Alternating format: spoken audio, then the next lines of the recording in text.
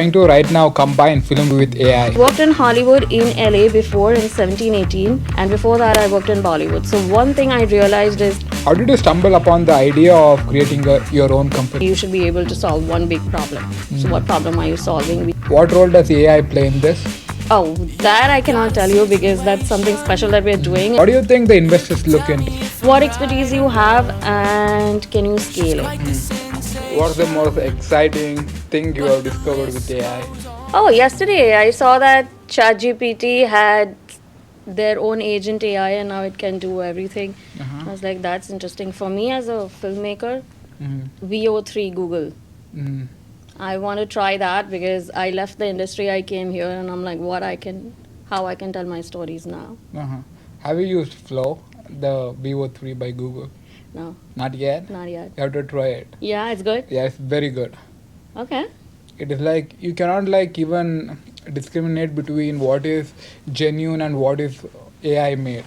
It's Really? like yeah, it's that And perfect. it's got the music and everything also as well, Yeah, right? You can add the yeah. music and. Yeah, the Vivo 3, yeah, I think it's still in like beta version, but you could add the music. Wow. Yeah. Me and Brian were like Okay. yeah, looking at it and trying to experiment. It's very good, but the money is also it's like How much are they charging? for students it's free, Oh, but they give you like only 1,000 credits a month. So you could generate like 5 to 6 videos, because what happens is when you start generating, it will not be like the way you want in the first prompt. So you have to engineer the prompt to the way you want. So it will take like 3 to 4 tries to get a video that probably come close to your imagination, oh. and then probably you'll be able to get the perfect video. We did try Lovable, which is like a Swedish app which is going like super crazy right now. I think it was like in 3 months they became $1 billion company, 1.7 billion or something. And we tried that just by prompting. The prompt was real long and detailed, but it gave us like 95% of correctness matching to our own website. Like, did you use it to create your own website? Yeah, like I wanted to try. So in my company, there are mostly students, CPT, OPT students, like, because they've never had American work experience. So, and so I'm like, go ahead and do everything that I'm okay if you code with AI. Go ahead and feel free, do whatever you want to do. So one of them did that.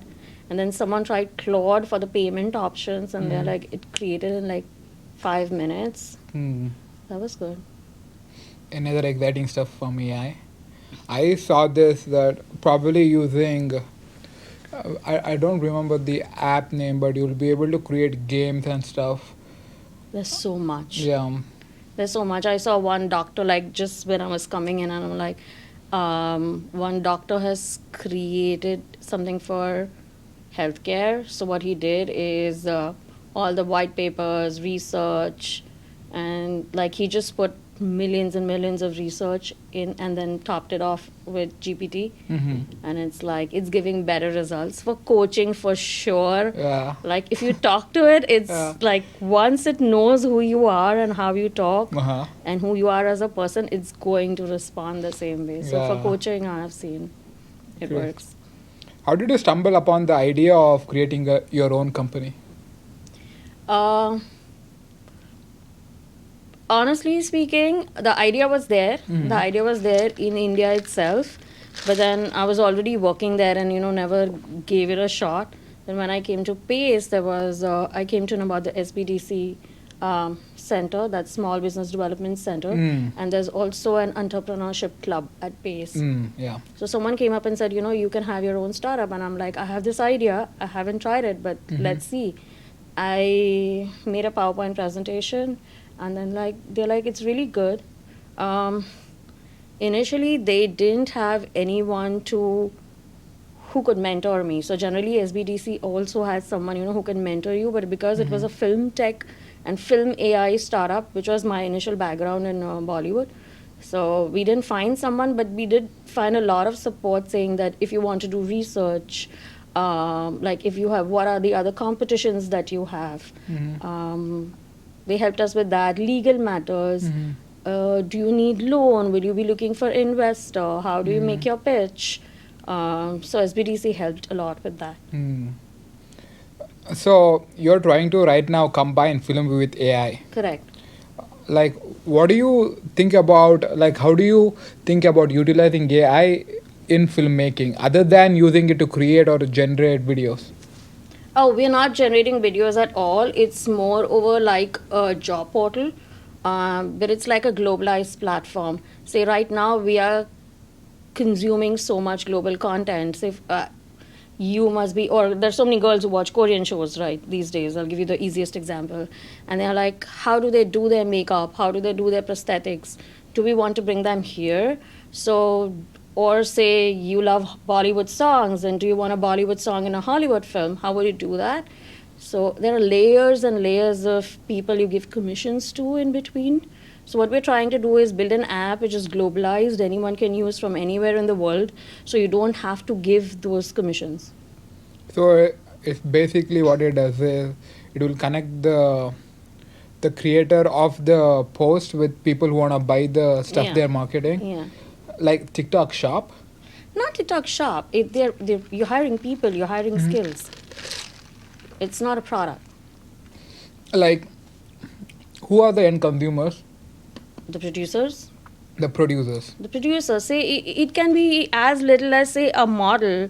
Like for example, a model in India wants a photographer from New York City, and then they can get in touch and get a photo shoot done. Mm. What role does AI play in this? Oh, that I cannot tell you because that's something special that we're doing, and we are going to have a research paper on it. Okay. Is So it this is it one's- like try to find the best cameraman to the best model, something like that? Something like that, or say a choreographer to Paramount, or a makeup artist to Disney, something like that. But what we're doing is that's the special thing. We're So, doing but with the AI. this app is, but the end users are producers who's gonna use it finally to hire people. Yeah. Okay, great. And so you were in your third semester when you figure out that you needed to open a company. Yeah, my third semester. Then what you did, exactly what you did in the next step. First of all, I went and showed the PPT to one of the senior executives working at Meta. I'm like, is this even viable? Like, I'm trying to create something, but is this even viable? And then he gave me a lot of tips on, how I'm trying to solve too many problems, and I need to just solve one basic problem, and then, go ahead in phase 2, phase 3, where, you add other features. But initially, you should be able to solve one big problem. So what problem are you solving? We started from that. And then I went and checked what name I want. I was like, is this name available? And not only on the domain, these days you have to check in every social media whether the name is available. So we chose FilmyAl, and it was luckily available in Twitter, LinkedIn, Instagram, all these places. So you check that. Then you buy your domain name. Initially, I don't think you should go and register a company, because once you start registering your company, you have to pay the taxes. Right? So if you're not ready, say you don't have the money, then how are you going to pay the taxes and other stuff? So I suggest that any student, if you have No, an idea, like taxes, even if they're not generating any revenue. I mean, if you're not generating any revenue, at least you will hire a CPA to file your taxes. I mean, if you know how to file your own taxes, great. But if not, at least you're paying $150 to the CPA to file your business taxes. You will have to open your bank account. You will have to file EIN. So that's super important. You register your company, then you do the EIN. So that's all the other expenses that if you're okay with it, then good. So you, in your third semester, you created a pitch deck and showed it to the guy from Meta, and then they told you an advice to just concentrate on solving one problem. Yeah. Then what you did? Then you moved on to the student. What was that name you said? The SBDC Center? SBDC? Yeah. Okay. Yeah. So SBDC Center, we actually cleaned the deck more and more, made it more polished, spoke to the entrepreneurship club, Then I was luckily I was working at the career services center at that time, so I knew that there were a lot of students who were also looking to collaborate or who were looking for CPT and OPT and they didn't have any American experience. So I was like, asked a few friends, would you be interested? It's a part-time job, 20 hours, and many people chipped in and like, why not? And let's do something together. So yeah, then we had a company. So you registered the company after you graduated, or was it while you were studying? No, I registered the company after I graduated. Okay. In October. So I graduated in May 2024. I registered it in October. How did you figure out which corporate structure to incorporate? Honestly, LLC is the best. C Corp and private limited and all, we didn't have the budget. We were not that level. So C Corp LLC was the easiest. So either you have 2 or 3 partners or you have a single proprietary firm. Like when you start the LLC, will you be able to bring in investors? Yeah. Okay, they can come and invest in that. Yeah, absolutely. Okay. How does your visa process change from F1 visa? Like, will it be on OPT while you are working on your company? Yes. So you can have your company on CPT. You can have your company on OPT. If you want to have your company on OPT STEM, that's the OPT extension, then you need to have an employee-employer relationship. So you need to have board of directors, or you need to have another partner, things like that. So, where does this EIN number come in? That's after you register the company, they give you a number? Yeah. After you register the company, they tell you that, once you've registered your company, you're supposed to get an EIN number. There's everything there on the portal. Like I registered in Jersey City because I used to live in Jersey City. So that's where I registered my company. And so it's all the information is given. Once you write that you want to register a company, all the information is given on the portal. Okay, cool. And you managed that for a year or two till you got into, you went back to India? No, it's still on. No, yeah, I got it. Like you went back to India after you started the company for a year? Yes. Okay. Nice. And what do you think was the biggest hurdle that you faced while you thought of starting your company? Getting in people. Uh-huh. Most importantly, and then sustaining the people, because when you're coming together and doing something, you're not getting paid, right? You're doing it for passion. So then not everyone is going to take ownership of their duties. So that was, I think, the biggest struggle. But right now we have amazing people. They are like, for them, it's like it's a win-win situation that we're getting an American experience, even though it's an unpaid thing. What I did in return, because I wanted to give back something in kind, I am also a trained coach. So what I do is I help them with their job applications, with their resumes, with their LinkedIn, with their cover letters. Like if they want to practice interviews, currently I help Fortune 500. In my full-time job, I help Fortune 500, like people get jobs in Fortune 500 companies. So I do all that for free for the people who work for FilmyAl. You're also managing a job at this point? Yes. Okay. I have a 9 to 5 job, and then 5 to 9 I run the company. That's cool to do that. And where is there an office space that you run between 5 to 9? No, I generally all of us work remote. And if a student who want to start a company, you said that it's very hard to find people who are come with passion, because you have a passion, but to show that, to tell people to follow that dream without paying them is very hard. Yeah. How did you try to find people that are able to do that? Oh, initially I failed. Because initially I went emotional that, oh my God, this guy is looking for a job. Oh my God, this person is looking for a job. And then I learned by failing a lot of times, and okay, nothing's happening, and we had to deliver within 6 months, didn't happen. So then I started becoming strategic that, okay, we're going to have a 3 months performance review, and then if you do well, then we continue your internship or we do not continue it. And are there any investors backing up? I'm in talks. Okay. So I was able to ask you about how to pitch to investors. Um, Honestly, I did that. Like, we had this one event over here, and we had a lot of film industry people coming in. I go straight in. Like, I don't show the whole PPT or things like that. I go straight in on what we are doing. And then I just, by example, like I told you, that, if you want a Korean makeup artist, what would you do? Where we get that person from? And then So it's like basically producer wanting some talent to. again, I would correct that not only producer, like say a photographer wants a model wants a photographer, anything inside the media industry. So it's a two-way thing, Okay. right?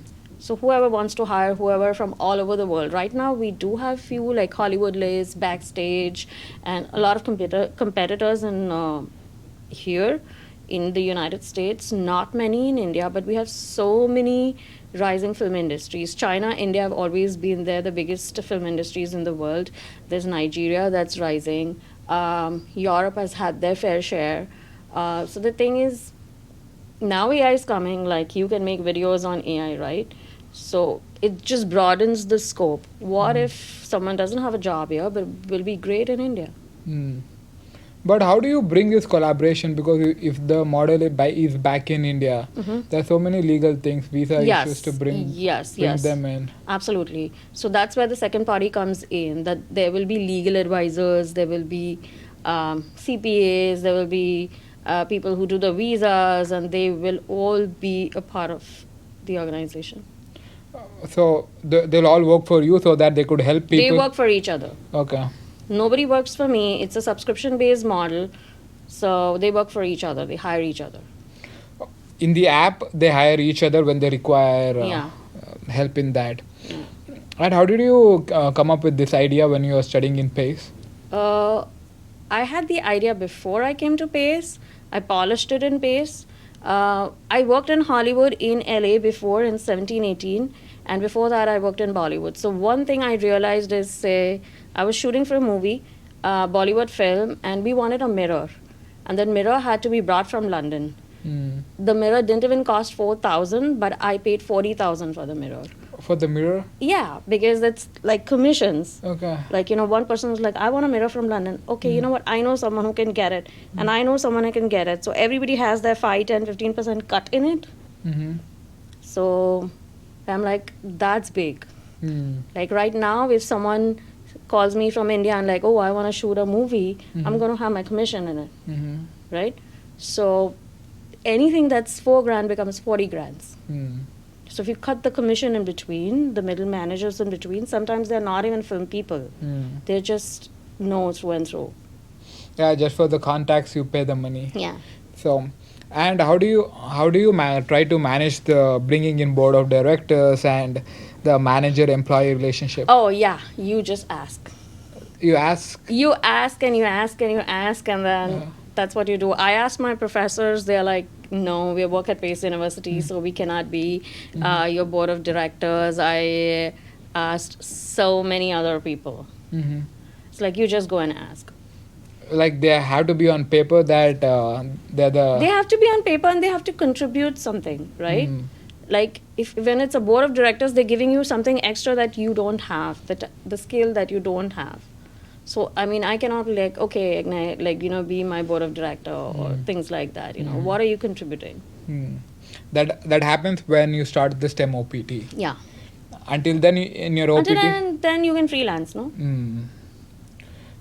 Then is there any other difficulties that you think you faced and you searched a lot of places and finally come up with a solution in terms of opening a company?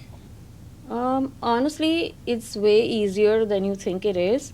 What's most difficult is the idea.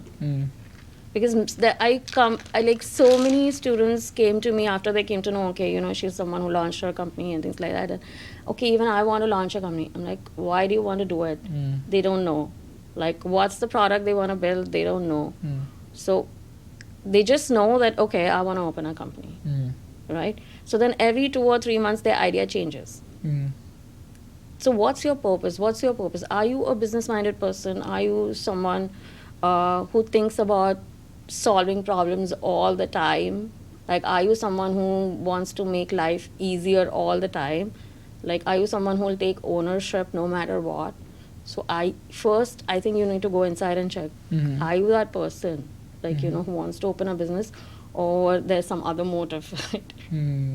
So you have to be very particular about it. And when it comes to hiring people, Mm-hmm. what is the process you follow as a company? You try to give them CPT. Is there any authorization they need to get from you so that they could work? We are an e-verified company, so we can give CPT, we can give OPT, we can also give OPT STEM, although we don't give OPT STEM because we don't have the capacity right now to pay everyone at that level. But you need to be an e-verified company if you want to do OPT What do you STEM. mean by verified? So there's a specific for international students, if you want to be hired in STEM, not OPT, just STEM OPT. There's a rule by UCIS that you can only work with an e-verified company. Hmm. So you have to go. It's a small process. You have to go on the website, e-verify website, go and e-verify your company. That's it. It's free. There's no charge to it. Mhm. And how is there any taxes that you pay right now? Right now it's nil tax, honestly speaking. Hmm. Like, we're not paying any taxes. And when you try to start the company, you said me that you registered in New Jersey, right? Was that only because you lived there, or any like the? I was trying to save money. I'm going to be very honest. There are people who start the company in Delaware. Because that's very easy. You pay $1,000, they'll open the bank account for you, they'll do all the legal stuff for you, they'll do the tax work for you, they'll give you the domain name, everything is done. So that's also a way of doing. At that moment I was bootstrapping, so then this was in about $500. So I'm like, whatever saves money currently. Also in New Jersey, it's like $500. But you have to do Yeah, all the just process by yourself. 125 or $29 to register the company, and then I bought the domain name, so that was another 100 some bucks. That's it. So I think many people have this misconception that starting a company as an international student is hard. But as I speak with you, I think that the idea is the hard part. The idea is the hard part, and getting the board of directors is the hard part, and getting the right employees is the hard part. Starting the company, not. So I think if you guys are watching, as me and Payal speak, starting a company is pretty easy, guys. It's just that you have to have an idea or solve a problem where you could help people, right? Yeah, and sustain. Sustain, and also finding people without like paying them and giving them they have to learn something, or else I think. Oh, they learn a lot. Like, right now, everyone in my company is experimenting with AI. So everyone, even if they're a front-end person, even they're a back-end person, there's an open hand. Like, whoever wants to, we've set a target. So it's like, okay, this is the time, this is a 24-week plan, and this is where we intend to have a soft launch. Before that, you have the liberty to go and experiment, do whatever you want. So we're not that company who says, oh no, you have to be a hardcore coding person. If you can figure out an easier way, go for it. It just has to be standard. That's very important. Nice. And how did like New York shape your identity and also kind of your vision about building something big? New York feels home. So I think that was super, super important to me. Like, I'm a very traditional person. And I've seen other students from different places, and for them who have not yet accepted the New York life, it's just a jittery feeling, that they're constantly confused. When you're settled somewhere and when you feel home, that's when you'll take risks, you'll explore stuff. You'll feel safe, you'll feel like, so many other things. So New York just feels home, also because I'm from Mumbai, and it's very, very similar to New similar York. to New York, yes. Yeah. So I don't feel if the people of like 10, 20, 30 different diversity is walking, I'm cool because that happens in Bombay. Yeah, it's very similar to Mumbai. And if you wanna say to students that uh,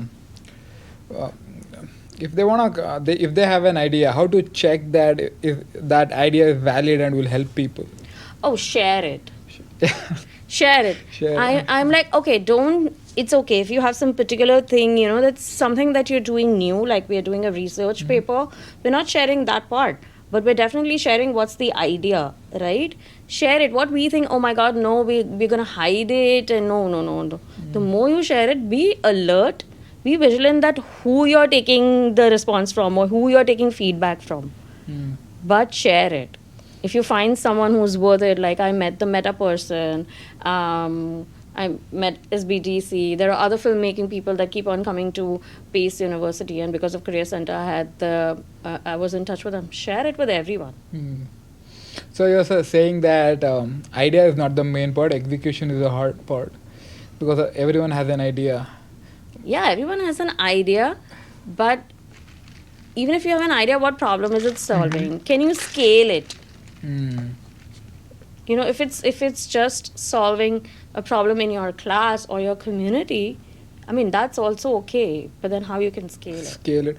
I think I'm right now working with a company called NapPod, but the main problem they have is it's very hard to scale. Like they have this nap pods where you could go and sleep in New York City, but the same problem they are facing is scaling. So before, like when you get into the business, then realizing that it is impossible to scale, that would be so hard to get out of. So do you think focusing on the distribution channel where you could easily get your product to people is very important? Yeah, I mean, I think anything digital is easier. I feel to get anything like a pod would be expensive, you know, and then it would need a space to put the pods. So you have to rent the place or you have to buy the place and you have to put the pods. Anything in manufacturing is going to be super expensive. As a student, you need to bootstrap. No, this is they've already started. They're like 3 to 4 years Yeah. old company. Have a digital product. The best thing is have a digital product. Yeah. And I'll give you an example of one of the companies called Zerodha in India, which is like Robin Hood. Okay. So that company is a $1 billion company with only 38 people. Yeah, I know Nikhil. Yeah. Yeah. So you need to like make sure that you have less number of people Yeah. doing more work and technology. Actually, the based. podcast that Nikhil Kamath hosts, me and Brian will be. I showed him that he's the youngest billionaire back in India. So it was like, yeah, good. He's doing a good thing in podcasting. Yeah. I think he is hosting an investor meet in New York. Oh really? I Yeah. need to find that out. I think it's today. Ah, Yeah, it's seriously? today. Yeah, my roommate was saying that he needs to go. Like there was an application a month back. Oh. Like he's traveling. He was in San Francisco. Probably today the event is in New York. Yeah. Nice. Check it out. So how are you trying to bring in investors? So what we're doing currently, we've applied for Y Combinator and all these different. There's one for JP Morgan as well. So you can send your ideas, why you are the right person for this idea. So they ask, oh, what expertise do you have? And then all the fill in the blanks. They have these 2-3 pages forms you fill, you send. So that's what we're doing right now. We're sending it to all investors.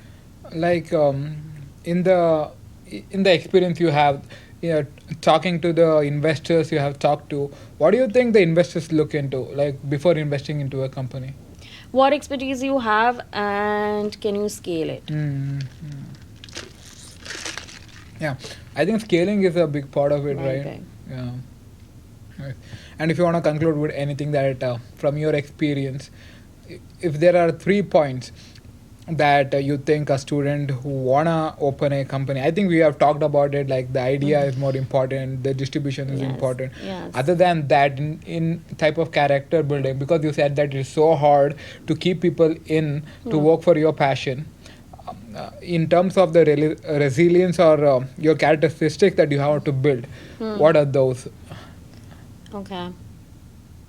I would say ownership for sure. Ownership is super, super important. what comes with ownership is you become resourceful. If this doesn't happen, you'll go and do something else. If this doesn't happen, you'll go and do something else, you know. So ownership would, for me, would be number one. The second one, I would say bias for action.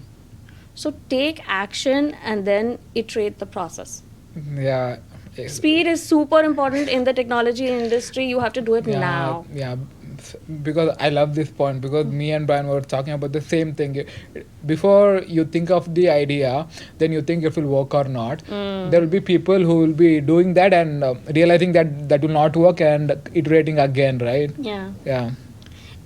But there's a downfall. So one of the companies that I was working with in the past, they did this bias for action, and then they took speed and did the product, sold a lot, became $1 million company, but they forgot to have standards. And then it moved up so fast, and then it moved down so fast. You know, because there were no standards. Yeah. If it's a customer facing company, you have to be customer obsessed. Yeah. Yeah, but yeah, I think they probably were too much caught up in making money, I think, because but so what's your goal? My goal? Yeah, what's anyone's goal to start a company? Like, you know, that's super making important. money. Yeah. Making money, but Making money how? how? Yeah, you have to be willing to do something you love, Yeah. and that pays you money. That would be such a win-win situation, Yeah, right? like what value are you giving? Like I feel I have made sure that I'm an over deliver. So if I'm paid $100, then I'll give you your value for money. I'll give for $200. And make sure I do that. Is there any regret that you have, probably in the time you spent in Pace or after that when you started your own company? No. You have no regrets in life? No, why would I have regrets? Okay, I'll tell you something. Again, the moment you start with the word ownership, you'll stop having regrets. You'll stop having regrets. What I do for that, I can tell you that. So I train with Tony Robbins, if you've heard of it. Like if you've heard of Jay Shetty. Tony Robbins is like the coach guru of ever, like since 1970s. Yeah, so he's everybody's Guru. Everybody's father or guru or something. Yeah. So I train to make sure that I'm always the hero of my story. I'm never a victim. That, oh, this happened, that's why this didn't happen. This happened, that's why this didn't happen. The moment you become the hero of your story, you'll start taking ownership. You'll start being resourceful. Again, a repetition, but that's how it is. So then you'll stop having regrets. Yeah, and as a founder, I think your mind has to be like, it will be so many things going on. Everything goes wrong always. There will be Okay, you have to be ready for it. You have to enjoy it, and you have to have fun in it. Oh, this went wrong. Yeah, and also there will be so many consequences with your family, with a lot of friends will not be able to probably talk to. Yeah. High school friends will not be able to talk to. Like I can just visit India once a year. So once in 3 years I visited for the first time when I spoke to you, and then that time I was in India. So it took me like 3 years to go back. So yes, you miss friends and family.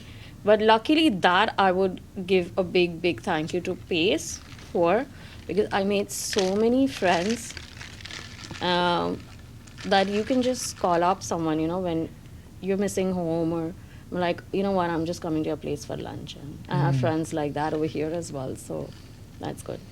That made your life more easier. Yeah. And thank you, Payal. Thank you. Thank you for calling sharing me. your experience. Of course. And if you want to open your own company, let me know. Give me a call. Yeah, sure, of course. Thank you so much. Thank you, of course.